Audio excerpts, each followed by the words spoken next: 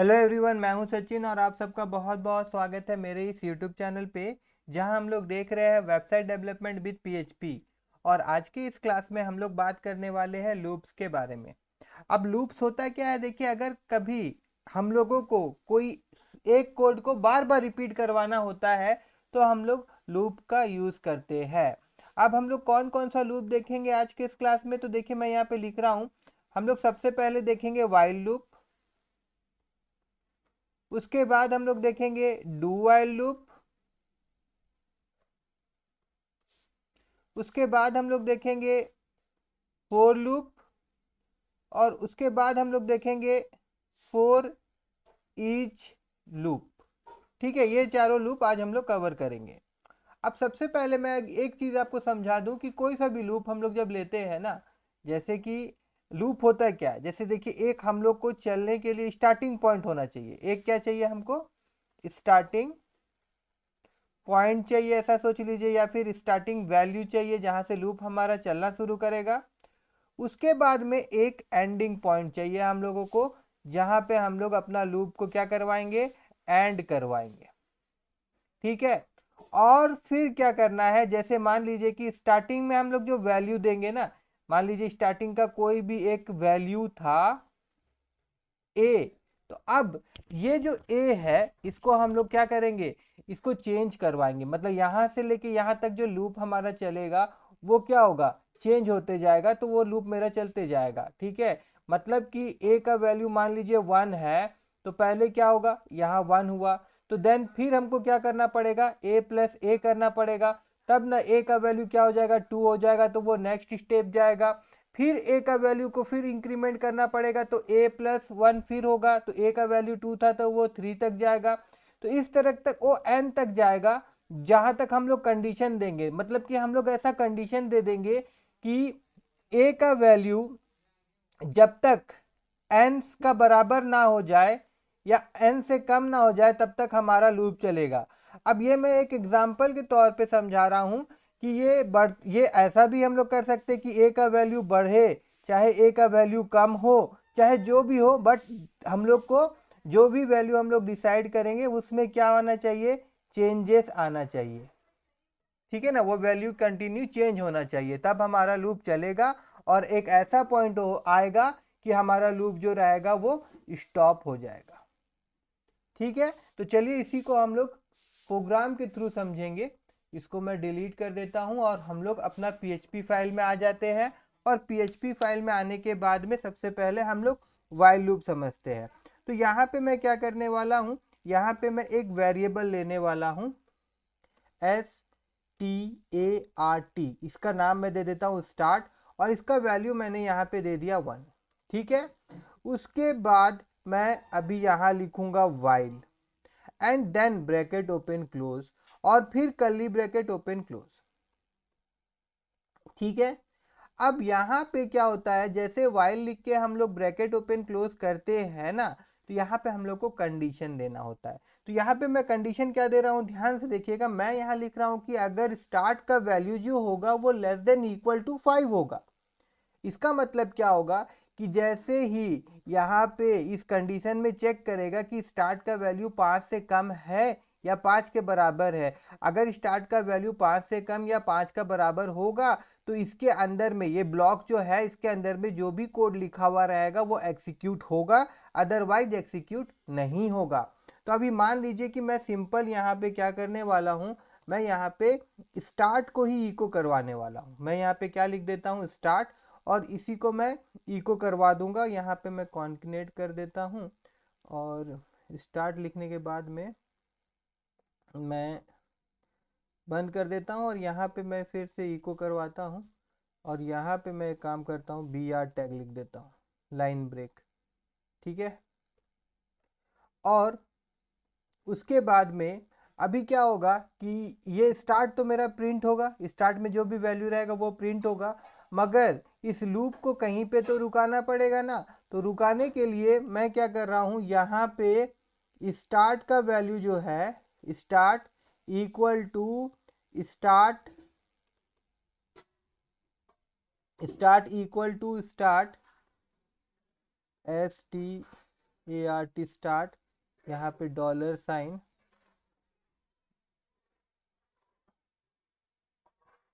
+1, ठीक है, ये दे देता हूँ। ये दे देने से क्या होगा कि स्टार्ट का वैल्यू पहले तो 1 है, एक बार लूप होगा तो 2 हो जाएगा, दूसरा बार लूप होगा तो ये 3 हो जाएगा, 4 हो जाएगा, 5 हो जाएगा, और जैसा ही ये 6 होगा तो यहाँ पे क्या होगा, कंडीशन हमारा मैच नहीं होगा और लूप हमारा स्टॉप हो जाएगा।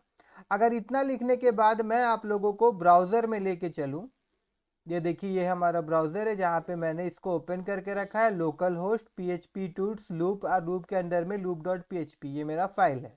तो मैं यहाँ पे इसको रिफ्रेश अगर करूँ तो यहाँ पे देखिए हम लोग को क्या देखने को मिल रहा है, यहाँ पे हम लोगों को 1 2 3 4 5 देखने को मिल रहा है, ठीक है। तो अब ये वैल्यू कैसे आया, यहाँ पे मैं एक बार आपको समझा देता हूँ और एक बार, ठीक है। तो वापस से हम लोग यहाँ आते हैं, यहाँ हुआ क्या, अभी ये जो हम लोग लिखे थे यहाँ पे, ये हो गया हमारा कंडीशन। तो भैया हमारा कंडीशन क्या था, हमने बोला था कि स्टार्ट का वैल्यू अगर 5 से कम होगा तो ये अंदर का जो ब्लॉक है ना, ये एरिया हमारा एग्जीक्यूट होगा, नहीं तो नहीं होगा। तो सबसे पहले क्या होगा कि स्टार्ट का वैल्यू तो 1 था, ठीक है, ये क्या करेगा, ये कंपेयर करेगा किसके साथ में, 5 का साथ में। तो ये जो लूप है ये मेरे को क्या कंडीशन दे रहा है, ट्रू दे रहा है। ट्रू दे रहा मतलब ये कंडीशन हमारा सेटिस्फाई कर रहा है, तो ये अंदर का कोड रन होगा। जब ये अंदर का कोड रन हो रहा है तो क्या हुआ, ये जो स्टार्ट का वैल्यू तो 1 था ना, ये प्रिंट हो गया। और उसके बाद में देखिए ये लाइन ऑफ कोड से क्या होगा, जो स्टार्ट का वैल्यू 1 था वो क्या हो जाएगा, जैसे यहाँ पे स्टार्ट का एक नया वैल्यू इनिशियलाइज हो जा रहा है, start equal to start +1, that means start का ऑलरेडी वैल्यू 1 था और उसमें 1 फिर से ऐड हो जाएगा, तो ओवरऑल वैल्यू स्टार्ट का 2 हो गया। अब जब स्टार्ट का वैल्यू 2 हो गया तो क्या होगा कि देखिए लूप मतलब रिपीट होगा, तो फिर से क्या होगा, फिर से ये मेरा वाइल में चल जाएगा, ठीक है। और वाइल में जाने के बाद में फिर यहाँ पे चेक करेगा, अभी यहाँ पे स्टार्ट का वैल्यू 2 है, तो यहाँ पे फिर चेक होगा कि क्या 2 से 5 5 से 2 छोटा होता है कि उसका बराबर होता है। तो भैया 5 से 2 छोटा होता है, तो फिर से हमको क्या मिलेगा, ट्रू कंडीशन मिलेगा। और फिर क्या होगा, यहाँ पे क्या प्रिंट हो जा रहा है, इसीलिए 2 प्रिंट हो जा रहा है, ठीक है। उसी प्रकार से फिर 3 प्रिंट होगा, उसी प्रकार से फिर 4 प्रिंट होगा, उसी प्रकार से फिर 5 तक प्रिंट होगा, ठीक है। और ये वाला प्रोसेस से क्या होगा, वैल्यू जो है वो चेंज होगा, 3 होगा, फिर 4 होगा, फिर 5 होगा। और देखिए जब 5 प्रिंट होने के बाद में जो स्टार्ट का वैल्यू है वो कितना हो जाएगा, ये आपका स्टार्ट का वैल्यू जो है इट बिकम 6। जब 6 हो जाएगा और जब ये यहाँ पे कंडीशन हमारा डॉट डॉट डॉट 6 में जब चेक होगा तो क्या हो जाएगा, 6 is greater than equal to less than equal to 5, तो ये कंडीशन हमको क्या मिलेगा, फॉल्स मिलेगा। तो जब कंडीशन फॉल्स होगा तो लूप जो चल रहा था हमारा कंटिन्यू ऐसे ऐसे, वो क्या हो जाएगा, इट बिकम स्टॉप, लूप जो है वो हमारा बंद हो जाएगा, ठीक है ना। तो ये तो वाइल लूप था, और मुझको लगता है कि आप समझ गए होंगे कि वाइल लूप कैसे काम कर रहा है। अभी मैं आपको फोर लूप दिखाना चाहता हूँ, ठीक है ना। तो फोर लूप मैं यहाँ पे नीचे में ही दिखा दूँ, कि एक काम करता हूँ मैं इसको हटा देता हूँ, हटाइए। तो फोर लूप में डू वाइल लूप में दिखाऊंगा पहले, है ना। हम लोग वाइल लूप पहले देखे, अब हम लोग डू वाइल लूप देखेंगे। अब डू वाइल लूप में भी मैं क्या कर रहा हूँ, मैं सिंपल एक वेरिएबल फिर से ले लेता हूँ स्टार्ट, और यहाँ पे लिख देता हूँ 1, और उसके बाद मैं यहाँ लिख देता हूँ डू, एंड देन यहाँ पे ब्लॉक हमारा चालू हो जाएगा। और उसके बाद में यहाँ लास्ट में मैं यहाँ लिखूंगा while, and then bracket open close, और फिर यहाँ पे मेरे को इसको बंद करना पड़ेगा ऐसे करके, ठीक है। और इसके अंदर में हम लोग कंडीशन देंगे स्टार्ट, जैसे कंडीशन यहाँ पे मैं लिख रहा हूँ STRT start is less than equal to 5। अब देखिए दोनों में फर्क क्या होगा, मैं पहले ही फर्क बता देता हूँ। काम तो सिमिलर काम दिखेगा, आपको लगेगा कि सेम काम हो रहा है, लेकिन हल्का से फर्क है, वो फर्क मैं बता देता हूँ। देखिए इससे पहले जब हम लोग वाइल लूप किए थे तो हम लोग क्या किए थे, हम लोग लिखे थे वाइल, और कंडीशन हमारा जो था वो पहले ही चेक हो जा रहा था। मतलब इसका ब्लॉक के अंदर में जो कोड है, कोड में जाने से पहले ही हमारा कंडीशन जो था वो चेक हो जा रहा था। मगर डू वाइल लूप में क्या है कि हम लोग जहाँ पे कोड लिखेंगे ना, तो कोड में आने से पहले कंडीशन चेक नहीं हो रहा है, पहले हमारा कोड एग्जीक्यूट हो जाएगा और उसके बाद में कंडीशन चेक होगा। देखिए, तो ये दोनों में फर्क क्या है कि अगर मान लीजिए वाइल का पहले कंडीशन फॉल्स हो जाता है तो वाइल लूप में कुछ भी प्रिंट नहीं होगा, क्योंकि ये पहले कंडीशन चेक होगा फिर कोड एग्जीक्यूट होगा। मगर डू वाइल में अगर कंडीशन जो है, ये कंडीशन जो है ये फॉल्स हो भी जाता है तो एटलीस्ट एक बार तो कोड हमारा रन होगा। At least one time our code will be executed. क्यों? क्योंकि जो कंडीशन है वो लास्ट में चेक हो रहा है। ठीक है, ये फर्क है। और रहा सवाल काम कैसे करेगा, तो काम तो सिमिलरली जैसे वाइल लूप में कर रहा था ठीक उसी प्रकार से करेगा। यहाँ स्टार्टिंग वैल्यू है और उसके बाद यहाँ पे मैं क्या करने वाला हूँ, मैं यहाँ जो भी प्रिंट कराना चाहूँ प्रिंट करा सकता हूँ। मतलब यहाँ मैं जो भी कोड एग्जीक्यूट कराना चाहता हूँ करा सकता हूँ। मैं यहाँ पे इको लिख देता हूँ और यहाँ पे मैं अब उस स्टार्ट में तो समझ गए होंगे कि स्टार्ट का वैल्यू 1 2 3 4 बढ़ेगा। तो यहाँ पे मैं क्या कर देता हूँ, मेरा नाम लिख देता हूँ। तो my name is Sachin, SACHIN Sachin, और BR टैग मैं इसके अंदर ही दे देता हूँ। और उसके बाद में फिर यहाँ पे हम लोग क्या करेंगे, यहाँ पे मैं क्या करूँगा, जैसे वहाँ पे हम लोग क्या कर रहे थे, स्टार्ट का वैल्यू को इंक्रीमेंट कर दे रहे थे हर एक लूप के बाद में, तो यहाँ पे उसी प्रकार से हम लोग इसका वैल्यू को इंक्रीमेंट करवा दे रहे हैं। देखिए, ठीक है, यहाँ पे इसको मैं बंद कर देता हूँ। तो अगर अभी मैं इसको प्रिंट दिखाऊं, आउटपुट दिखाऊं, तो क्या होगा, ये जो मेरा नाम है माय नेम इज सचिन, ये 5 बार प्रिंट होगा। मैं आपको दिखा देता हूं। यहाँ अगर मैं जाऊं और इसको मैं अगर रिफ्रेश कर दूं तो देखिए यहाँ पे my name is Sachin, my name is Sachin, my name is Sachin 5 बार आ रहा है। अगर यहाँ नंबरिंग भी चाहिए हम लोगों को तो यहाँ पे अगर मैं START लिख दूं और यहाँ पे मैं ऐसे ही छोड़ देता हूँ एंड देन वापस हम लोग यहाँ जाते हैं और एक बार मैं रिफ्रेश कर दूँ तो देखिए 1 2 3 4 5 आ रहा है। अब यहाँ पे मैं आपको और एक चीज़ दिखा दूँ। अभी मान लीजिए कि मैं स्टार्ट का वैल्यू ही अगर 6 लिख देता हूँ तो यहाँ पे देखिए कंडीशन तो हमारा पहला बार में ही क्या हो जा रहा, फॉल्स हो जा रहा है, मगर कंडीशन लास्ट में चेक हो रहा है। इस कारणवश क्या होगा कि इसके अंदर में जो कोड है वो एटलीस्ट एक बार तो रिपीट करेगा ही करेगा, मतलब एग्जीक्यूट करेगा ही करेगा। तो मैं जैसे यहाँ पे इसको लिखूंगा तो देखिए एग्जीक्यूट हो रहा है और यहाँ पे दिखा रहा है my name is Sachin. Okay, तो अब तक हम लोगों ने 2 लूप देखा, एक देखा वाइल, एक देखा डू वाइल। अब हम लोग देखते हैं फोर लूप। अब फोर लूप भी मैं इसी एग्जाम्पल को लेके करूंगा। देखिए, फोर लूप में क्या करना है कि मैंने यहाँ पे लिख दिया 4 देन ब्रैकेट ओपन क्लोज, और जो वैल्यू हम लोग ऊपर में हम लोग इनिशियलाइज कर रहे थे एक वेरिएबल, उसको मैं इसके अंदर ही रख सकता हूँ। मतलब मैं यहाँ पे डायरेक्ट लिख सकता हूँ START स्टार्ट और इक्वल टू इसका वैल्यू मैंने दे दिया 1। फिर उसके बाद कंडीशन यहाँ दे देंगे हम लोग, कंडीशन कि जो स्टार्ट होगा वो लेस देन इक्वल टू 5 होगा। और उसके बाद में जो हम लोग वहाँ पे बढ़ा रहे थे वो चीज़ यहाँ पे हम लोग डायरेक्ट लिख सकते हैं, start equal to start plus 1। और एक चीज़ मैं बता दूँ, start equal to start plus 1 जो हम लोग लिखते हैं, तो अगर मैं स्टार्ट प्लस प्लस भी लिख दूँ तो उसका दोनों का मतलब जो होता है सेम होता है। ठीक है, मतलब स्टार्ट प्लस प्लस भी लिखूंगा तो ये क्या करेगा, स्टार्ट का वैल्यू हर एक लूप के बाद में इसमें 1 इंक्रीमेंट होता हुआ जाएगा।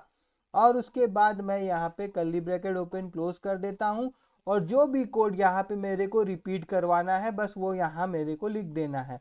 तो मैं फिर से यहाँ पे क्या करता हूँ, इको कर रहा हूँ और उसके बाद में यहाँ पे मैं क्या लिख देता हूँ, यहाँ पे मैं फिर से अपना अच्छा वाला नाम लिख देता हूँ। ठीक है, और साथ ही साथ यहाँ पे मैं BR ब्रेक स्टेटमेंट दे देता हूँ और यहाँ पे बंद कर देता हूँ। और फिर अगर मैं आप लोगों को ब्राउज़र में लेके जाऊँ और इसको एक बार मैं रिफ़्रेश कर दूँ तो देखिए यहाँ पे सचिन सचिन सचिन सचिन ये आपका बार बार प्रिंट हो रहा है। ठीक है, तो हम लोग अभी तक क्या क्या देख लिए, हम लोग वाइल लूप देख लिए, हम लोग डू वाइल लूप देख लिए, हम लोग फोर लूप देख लिए। अब बच गया क्या, फोर ईच लूप। तो फोर ईच लूप बताने से पहले मुझको थोड़ा से आप लोगों को एरे भी समझाना होगा। एरे समझाने के बाद ही मैं आपको फोर लूप बता पाऊंगा। तो जैसे एरे होता क्या है, तो एरे जो होता है वो collection of similar types of value वो होल्ड करता है। ठीक है, उसको हम लोग एरे बोलते हैं। फॉर एग्जाम्पल जैसे कोई वेरिएबल हम लोग डिक्लेयर करते हैं तो उसके अंदर में सिर्फ हम लोग एक ही वैल्यू स्टोर करवा सकते हैं। बट अगर हम कोई एरे डिक्लेयर करते हैं तो उसके अंदर में हम लोग मल्टीपल वैल्यू स्टोर करवा सकते हैं। बट उस वेरिएबल का नाम जो होगा वो वही रहेगा, एक वेरिएबल का नाम रहेगा जिसके अंदर में हम लोग मल्टीपल वैल्यू स्टोर करवा के रख सकते हैं। कैसे, तो मैं अभी दिखाता हूं। मान लीजिए कि यहाँ पे मैंने एक वेरिएबल बनाया है नंबर्स नाम का। ठीक है, नंबर्स नाम का एक वेरिएबल है और इसके अंदर में मैं बहुत सारा नंबर स्टोर करवाना चाहता हूं। तो मुझको सबसे पहले यहाँ लिखना होगा array and then bracket open close, और इसके अंदर में मैं लिख दूं 1 2 3 4 5 6 7 8 9 10, जैसा भी चाहे आप लिख सकते हैं, कोई दिक्कत नहीं है। ठीक है ना, ऐसे मैंने लिख दिया यहाँ पे। ठीक है, तो अब ये जो एरे है ये एक्चुअली में क्या है, इंडेक्स एरे इसको हम लोग बोलेंगे। क्या बोलेंगे, इंडेक्स एरे। अब इंडेक्स एरे मैं इसलिए बोल रहा हूं क्योंकि मैं आपको यहाँ पे लिख के दिखा देता हूं ताकि और आप लोगों को क्लियरेंस हो जाए।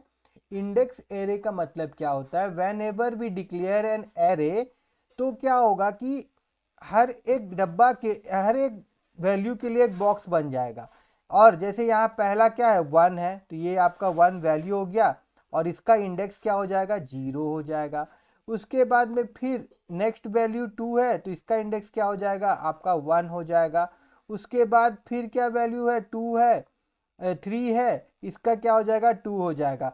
मतलब मैं डायरेक्ट यहाँ बता दूं, ये इंडेक्स वैल्यू क्या होगा, 0 1 2 3 4 5 6 7 dot dot dot up to N, मतलब जितना भी रहेगा। मतलब शुरुआत होगा वो 0 से और वो जाएगा एन तक। और एन क्या होगा, जैसे कि टोटल यहाँ पे कितना लेंथ है, ये एलिमेंट कितना है, number of element of this array is 10। ठीक है, तो एन जो रहेगा वो क्या निकलेगा हम लोगों को, 10 - 1 निकलेगा, हमेशा याद रखिएगा। मतलब जो इंडेक्स वैल्यू जाएगा वो टोटल वैल्यू से एक कम रहेगा क्योंकि स्टार्ट ये जो हो रहा है ये 0 से हो रहा है। ठीक है, अब मैं हटा देता हूं और वापस से आप लोगों को प्रोग्राम में ले आता हूं।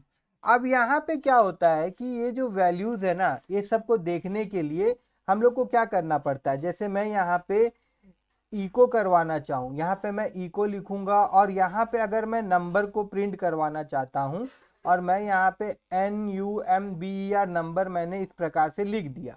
और लिखने के बाद अगर मैं आप लोगों को वापस यहाँ लेके जाऊँ और यहाँ मैं रिफ्रेश करूँ तो यहाँ पे मेरे को क्या दे रहा है, देखिए, एरे टू स्ट्रिंग कन्वर्सेशन। ठीक है, एरे टू स्ट्रिंग कन्वर्सेशन हम लोग करने का कोशिश कर रहे हैं, ये प्रिंट नहीं करेगा क्योंकि यहाँ पे मल्टीपल वैल्यू है।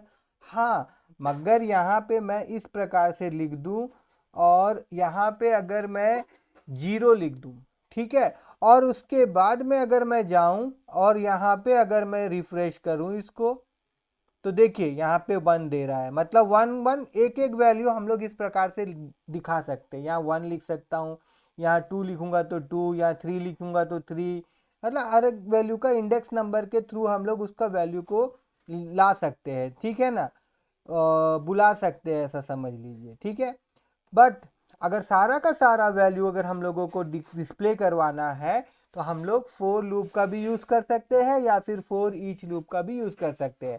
तो ये मैं फोर ईच यूज़ करके दिखा रहा हूँ। तो इसको प्रिंट कराने के लिए मैं क्या करूँगा, मैं यहाँ पे फोर ईच लिखूँगा। देखिए फोर ईच, और फोर ईच में क्या होता है कि ब्रैकेट देना पड़ता है और ब्रैकेट देने के बाद में पहले हम लोगों को एरे का नाम देना होगा। जैसे यहाँ पे एरे का नाम क्या है हमारा, नंबर, और उसके बाद में हम लोग यहाँ पे एज लिखेंगे और फिर यहाँ पे हम लोग और एक वेरिएबल का नाम मैं लिख देता हूँ, तो मैं VAL लिख देता हूँ, ठीक है। और उसके बाद में अभी अगर मैं यहाँ पे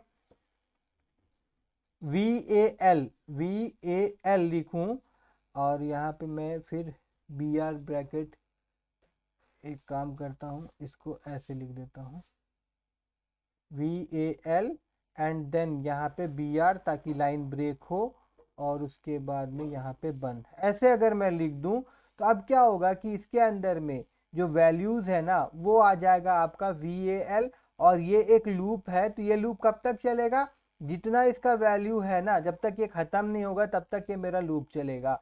सारा वैल्यू को प्रिंट करा के ही ये मेरा लूप जो है वो रुकेगा।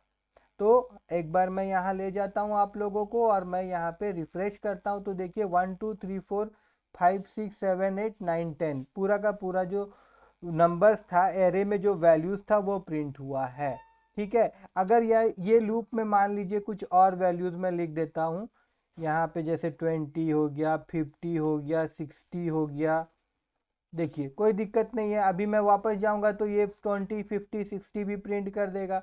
मतलब ये लूप जो है ऑटोमेटिक स्टॉप हो जाएगा जैसे ही एरे का वैल्यू ख़त्म होगा, ठीक है। समझ में आया होगा आप लोगों को, एरे भी समझ में आया होगा, और फॉर ईच यूज़ करके हम लोग किस प्रकार से एरे का वैल्यू को 1 बाय 1 हम लोग डिस्प्ले करवा सकते हैं वो भी समझ में आया होगा। तो देखिए फॉर ईच लूप जो है वो हम लोग और एक एरे को भी डिस्प्ले करवाने के लिए कर सकते हैं। और एक एरे मतलब देखिए, और एक एरे होता है, एक एसोसिएटिव एरे भी होता है, और उस एरे को लिखने का तरीका कुछ अलग होता है, ठीक है। तो मैं एक काम कर रहा हूँ, मैं इसको हटा देता हूँ, और एक मैं यहाँ पे एसोसिएटिव एरे ले रहा हूँ। तो इसका नाम जो है वो मैं दे देता हूँ STUDENTS student, then equal to, और फिर यहाँ पे मैं लिखता हूँ ARRAY एरे। अब ये जो एसोसिएटिव एरे होता है ना, यहाँ पे मैं इसको ऐसे रख देता हूँ, इसमें क्या होता है कि भैया एक की वैल्यू होता है और एक वैल्यू होता है, मतलब एक की होगा और एक उसका वैल्यू होगा, ठीक है। जैसे अगर मैं यहाँ पे लिखूँ, मान लीजिए मैं 1 लिखता हूँ, और उसके बाद मैं ऐसे साइन देता हूँ, और उसके बाद मैं यहाँ पे लिख देता हूँ सचिन, ठीक है। उसके बाद मेरे को फिर कॉमा देना होगा, फिर मैं यहाँ 2 लिख देता हूँ, फिर मैं इस प्रकार से एरो साइन देता हूँ, और फिर मैं यहाँ पे लिख देता हूँ SAANVI। उसके बाद फिर मैं कॉमा देता हूँ, फिर मैं यहाँ 3 लिखता हूँ, फिर मैं यहाँ पे कॉमा देता हूँ, फिर मैं यहाँ पे लिख देता हूँ AANVI ANVI, ठीक है। तो यहाँ पे क्या हुआ, ये जो मेरा एसोसिएटिव एरे है इसके अंदर में 3 वैल्यू है ना। और यहाँ पे ये हो गया 1 2 3 जो हो गया ये की हो गया, और ये जो सचिन हो गया सानवी हो गया, और ये जो आनवी हो गया इट इज़ ए वैल्यू। अब इसको अगर हम लोग बुलाना चाहे तो बुलाने का तरीका क्या होगा कि हम लोगों को यहाँ पे इको लिखना होगा, और मतलब प्रिंट करवाने के लिए इको लिखना होगा। उसके बाद में हम लोग क्या करेंगे, जो मेरा एरे का नाम है वो लिखना होगा, और उसके बाद में अगर मैं यहाँ पे की दूँ, जैसे यहाँ पे इसका की 1 था, यहाँ 2 था, यहाँ 3 था, तो 1 की किसका है, 1 की जो है वो सचिन का है। तो अगर हम लोग यहाँ पे जाए और इसका आउटपुट देखें तो यहाँ पे देखिए सचिन प्रिंट हो रहा है। मतलब इंडिविजुअल एक एक वैल्यू भी हम लोग इस प्रकार से कॉल कर सकते हैं, ठीक है। अब रहा सवाल कि इसी को अगर हम लोग फॉर ईच यूज़ करके डिस्प्ले करवाना चाहे तो वो कैसे करेंगे।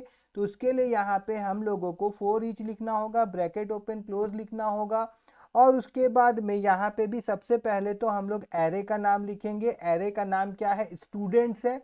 उसके बाद यहाँ पे एज, और उसके बाद यहाँ पे हम लोग क्या कर सकते हैं, एक वेरिएबल का नाम देंगे। यहाँ पे मैं वेरिएबल का नाम की दे रहा हूँ। उसके बाद में फिर इस प्रकार से आपका एरो साइन, और देन यहाँ पे हम लोग VAL देंगे। अब ऐसा करने से क्या होगा, जो हम लोगों ने की लिखा है उसके थ्रू हम लोग इसका की उठा सकते हैं, और जो हम लोगों ने VAL लिखा है उसके थ्रू हम लोग इसका क्या उठा सकते हैं, इसका आपका क्या बोलते हैं उसको, वैल्यू उठा सकते हैं, ठीक है। और यहाँ पे मैं सिंपल प्रिंट करवा के दिखा देता हूँ आपको। अगर हम लोग यहाँ पे की को प्रिंट करेंगे, एक मिनट ऐसे लिख देता हूँ, यहाँ पे अगर हम लोग की को प्रिंट करेंगे और यहाँ पे मैं इक्वल टू दे देता हूँ और यहाँ पे मैं वैल्यू को प्रिंट करूँगा, तो देखिए वैल्यू में क्या होगा, जो उसका वैल्यू होगा वो आएगा और की में क्या होगा, जो 1 2 3 4 है वो आएगा। ठीक है, और एक काम करते हैं ना, हम लोग यहाँ पे बी आर टैग कर देते हैं या फिर एच आर कर देते हैं, बार बार बी आर एच आर कर देते हैं हम लोग। और वापस से मैं अगर आप लोगों को यहाँ ले जाऊं और यहाँ पे अगर मैं इसको रिफ्रेश करूं, तो देखिए 1 equal to Sachin, 2 equal to Saanvi, 3 equal to Aanvi. ठीक है, आई होप आप सबको लूप समझ में आया होगा। और ये जो दो प्रकार का एरे हम लोग देखे हैं, इसको और हम लोग डिटेल में देखेंगे इन array class, but for each समझाने के लिए मुझको एरे बताना था, इसीलिए मैंने इस क्लास में आपको थोड़ा सा एरे बताया है। अगर ये वीडियो आप लोगों को मेरा अच्छा लगा हो तो मेरे इस वीडियो को लाइक करिएगा और मेरे चैनल को सब्सक्राइब करना मत भूलिएगा।